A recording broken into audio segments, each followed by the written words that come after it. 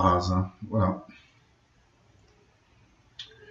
Donc, quand on termine la phonétique, la transcription phonétique, pardon, on passe directement à notre sujet, c'est-à-dire la première branche de la phonétique. Alors, la phonétique articulatoire.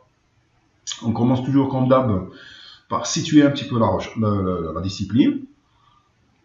Où se trouve-t-elle? Et donc, on revient à notre schéma de départ. Nous avons la linguistique qui se subdivise en deux principales branches. La linguistique de la langue et la linguistique de la parole. Alors, chacune des branches, ce qui nous intéresse, c'est le code de la linguistique de la parole. Donc, la linguistique de la parole a une autre branche, a plusieurs branches, mais parmi les branches qui nous intéressent, nous avons la phonétique. Et donc, nous avons dit la phonétique a plusieurs branches à son tour. Hein. Donc, ce qui nous intéresse comme branche, deux branches, la phonétique articulatoire et la phonétique combinatoire. C'est comme ça qu'on schématise, si vous voulez, la phonétique articulatoire ou les branches de la phonétique. Donc, ce qui nous intéresse en premier lieu, c'est la phonétique articulatoire. Donc, on va commencer par présenter cette branche et voir quels sont ses intérêts hein, pour le son et essayer de voir les concepts fondamentaux de cette branche. On y va. Donc, la phonétique, on dit la phonétique, c'est pas physique, tout à l'heure j'ai dit physique, donc je me suis trompé. Donc, la phonétique articulatoire, on appelle aussi la phonétique physiologique, parce qu'on étudie le côté physiologique de l'appareil phonatoire, d'accord, la composition de l'appareil phonatoire, comment elle se forme de quoi, etc., comment elle fonctionne, etc., etc. Donc, à cheval entre anatomie et physiologie, la phonétique articulatoire s'occupe de l'étude de la production de la parole, les sons surtout, et des organes responsables de cette action, c'est tout. Donc, dans la phonétique articulatoire, qu'est-ce qu'on étudie? On étudie les sons, comment ils sont produits, etc., etc. Et quels sont les organes qui produisent les sons, c'est tout. Voilà. Donc, le processus de phonation. Alors, comment a lieu la phonation, ou comment a lieu, se déroule, si vous voulez, le processus de production des sons? Alors, très simple. On vous dit, l'opération de production des sons chez l'être humain commence par les poumons, qui fournissent une poussée d'air appelée l'air phonateur. Alors, l'air qui sort par les poumons, par la trachée artère, s'appelle l'air phonateur. Pourquoi? Parce que cet air est destiné à la phonation, destiné à produire des sons. Cet air monte vers la partie supérieure de l'appareil phonatoire, la bouche, via la trachée artère. Le blocage de l'air phonateur a lieu au niveau de la bouche. C'est là où a lieu l'explosion du son ou des sons. C'est comme ça que se déroule, si vous voulez, le processus de production des sons. L'appareil phonatoire, on va s'arrêter un petit peu, faire un petit peu de physiologie. L'appareil phonatoire, ça se forme de quoi? Alors, on vous dit l'appareil phonatoire se définit comme un groupe d'organes qui participent directement à l'opération de phonation. L'appareil phonatoire se compose de plusieurs éléments dans l'appareil phonatoire. Donc, ce qui nous intéresse, hein, surtout. Alors, on va commencer par le commencement. Nous avons les poumons. C'est l'organe responsable de la production de l'air phonateur. Les poumons produisent une poussée d'air par un mouvement de contraction qui remonte vers la partie supérieure de l'appareil phonatoire. Voilà. La trachée artère, c'est le conduit qui guide l'air phonateur produit par les poumons vers la bouche. Donc la trachée artère, nous avons dit c'est le conduit, c'est le canal, voilà, qui guide un petit peu, qui conduit l'air vers la bouche. Alors le larynx, attention, le larynx c'est un corps cartilagineux, hein, d'accord, c'est pas de l'os, hein, c'est pas de la chair. Hein. C'est un corps cartilagineux qui se situe à la fin de la trachée artère, d'accord, vers la fin du canal de la trachée artère, et qui sert à envelopper les cordes vocales. Vous avez les cordes vocales, mais vous pouvez mettre les doigts directement sur la gorge. Vous allez sentir une vibration. Alors, cette vibration, c'est les cordes vocales, mais on dit ces cordes vocales ne sont pas palpables d'une façon directe. Vous ne pouvez pas les toucher d'une façon directe. Pourquoi? Parce que ces cordes vocales sont enveloppées par un corps qui s'appelle justement le larynx, un corps cartilagineux. Le larynx se compose. Alors attention, le larynx à son tour se compose de plusieurs éléments. Donc on vous dit le larynx se compose des cordes vocales premièrement. C'est quoi les cordes vocales? Ce sont en fait des muscles. Voilà, c'est pas corde, hein, on va pas trouver des cordes dans le corps humain, mais ce sont des muscles qui ressemblent un petit peu. Ils ont une forme un petit peu qui ressemble. C'est pas une corde, mais bon, ce sont des muscles qui s'étendent le long on appelle ça la gorge, d'accord? Donc la glotte aussi, on va voir ça dans un instant. Et leur principale fonction, c'est quoi? C'est d'assurer la vibration. Alors, assurer la vibration, vous dites, il faudrait souligner une chose très importante. Sans corde vocale, il n'y a plus de vibration des sons. Qu'est-ce que nous voulons dire là? Plus de vibration des sons. Ça veut dire tout simplement, on est dans, ça ressemble un petit peu à la dysphonie si vous voulez. Par exemple, ce sera plus possible de produire ces sons-là. Au lieu de produire, vous allez dire. Pourquoi? Parce qu'il n'y a pas de vibration assurée par les cordes vocales. Voilà, bah, pourquoi je donne toujours des exemples, je dis des gens qui ont subi des accidents, etc. Ben, à final, d'accord, parenthèse, des gens qui ont subi des accidents, qui ont été touchés au niveau de la gorge, lorsqu'ils perdent leur corde vocale, ben, ils ne vont pas perdre la vie, mais bon, ils vont perdre la parole. Pourquoi? Parce que les cordes vocales ont une fonction fondamentale dans la production de la parole. Deuxième élément qui constitue le larynx, nous avons ce qu'on appelle la glotte. La glotte, pour faciliter les choses aux étudiants, c'est toujours la pomme d'Adam. D'accord. Appelé aussi aire glottique, c'est l'espace entre les cordes vocales. Donc vous avez les cordes vocales et l'espace qui se trouve juste en bas de ce qu'on appelle la pomme d'Adam, hein, de façon de parler. Bon. Vous avez un espace, c'est cet espace-là vide qui s'appelle la glotte. Donc quatrième élément, c'est bon, on a terminé avec le larynx. Donc le larynx se compose de deux éléments principaux, donc les cordes vocales et la glotte. Nous avons quatrième élément dans l'appareil phonatoire, nous avons le pharynx. Donc le pharynx, c'est quoi? Premièrement, c'est pas un élément, c'est pas un corps, d'accord? C'est pas un organe, c'est tout simplement un vide. Donc c'est la première cavité vide de résonance de l'appareil phonatoire. Le pharynx, par exemple, se situe sous le voile du palais, au-dessus du cartilage du larynx. Donc vous avez le larynx, ça se situe vers la fin de la trachée artère, et vous avez ce qu'on appelle le voile du palais. Le voile du palais, c'est là où vous avez la luette. Donc il y a un vide hein, qu'on peut toucher juste en bas de ce qu'on appelle voilà, ce qu'on peut appeler communément, si vous voulez, des angines. D'accord. Donc là, vous avez un certain vide. Vous touchez à gauche, à droite, vous avez un vide. Ce vide-là, c'est le pharynx. Donc le pharynx se définit comme un vide, tout simplement, une cavité.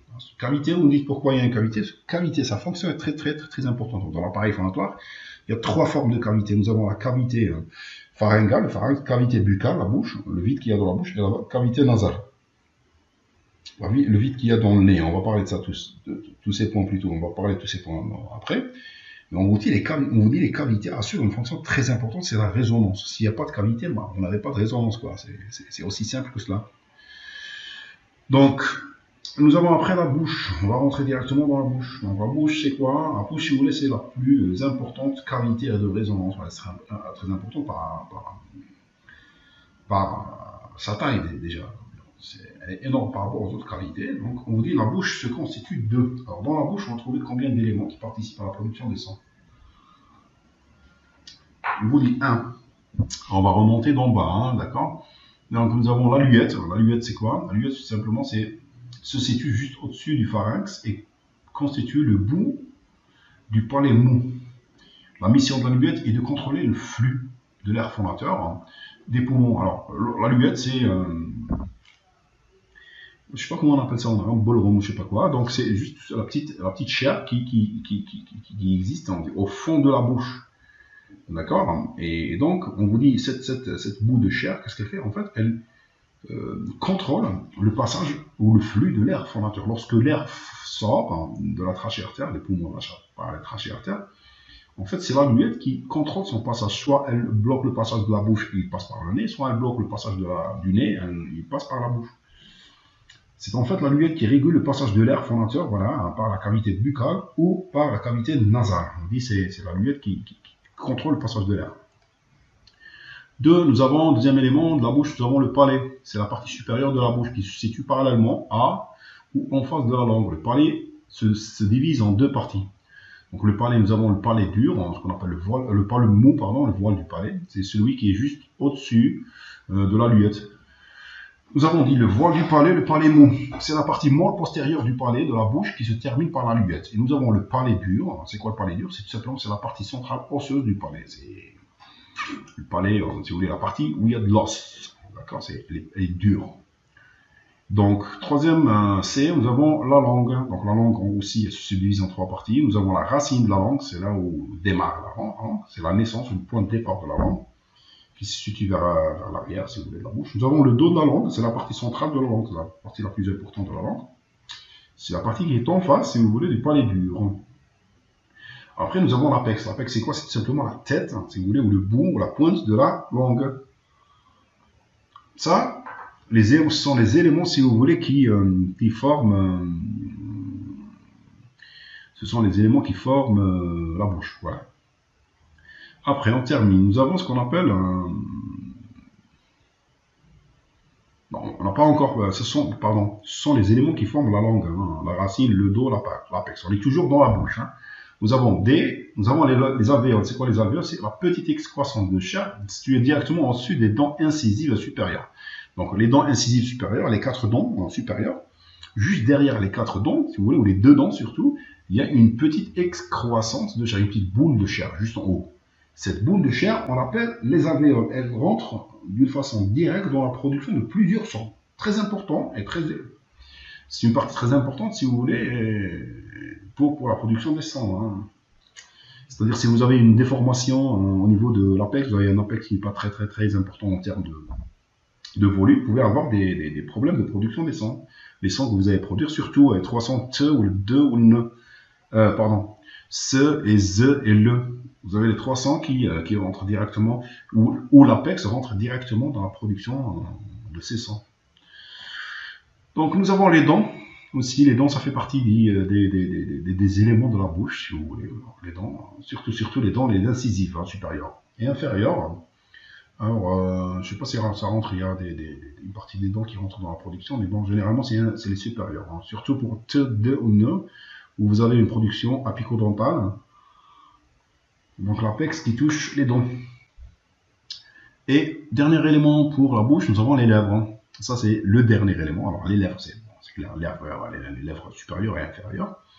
Surtout, ça rentre en production ligne de mire, dans la production des sons, surtout pour les sons bilabiaux. On appelle ça un son bilabial. C'est quoi bilabial? C'est quand les deux lèvres se joignent pour produire le son. Vous avez par exemple B, me, P aussi. Voilà. Donc, dernier élément, ou dernier plutôt organe dans l'appareil phonatoire, nous avons la cavité nasale. Alors, la cavité nasale, c'est pas un organe, mais c'est encore une fois, à chaque fois que vous trouvez le mot cavité, vous allez comprendre que c'est un vide. Hein. Donc, nous avons cavité pharyngale, cavité buccale et cavité nasale. Alors, la cavité nasale, c'est quoi? Tout simplement, c'est un vide, un espace situé au-dessus du pharynx et de la cavité buccale. C'est en haut de la cavité buccale. C'est la luette qui régule le passage de l'air vers cette cavité. Tout simplement, la cavité, vous allez voir le schéma. Déjà dans le schéma, je vais commencer d'en haut, si vous voulez. Il y a toute la partie blanche. Ça, c'est la cavité nasale, la partie blanche. Juste en bas, vous avez la cavité blanche à l'intérieur de la bouche. Ça, c'est la cavité buccale. Et juste en bas, vous avez déjà une flèche qui vous dit, ça, c'est la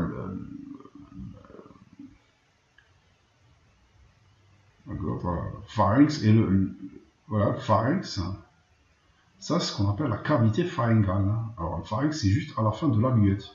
Juste, c'est pas en bas, mais à côté, si vous voulez, en extension, si vous voulez, de la cavité. Ça peut représenter une extension, tiens, ça peut constituer une extension de la cavité buccale. Hein. Ou la cavité buccale peut constituer une extension. De toute façon, si vous pouvez constater, toutes les cavités sont reliées. Vous avez la cavité nasale, hein, après vous descendez la cavité buccale, et avec la cavité pharyngale, le pharynx, vous avez là, donc ça représente un espace continu, non-stop, si vous voulez. Voilà, ça, ce schéma-là, si vous voulez, ça présente, si vous voulez, de façon... voilà, ça présente d'une façon très claire hein, les éléments de l'appareil phonatoire. Voilà. Donc,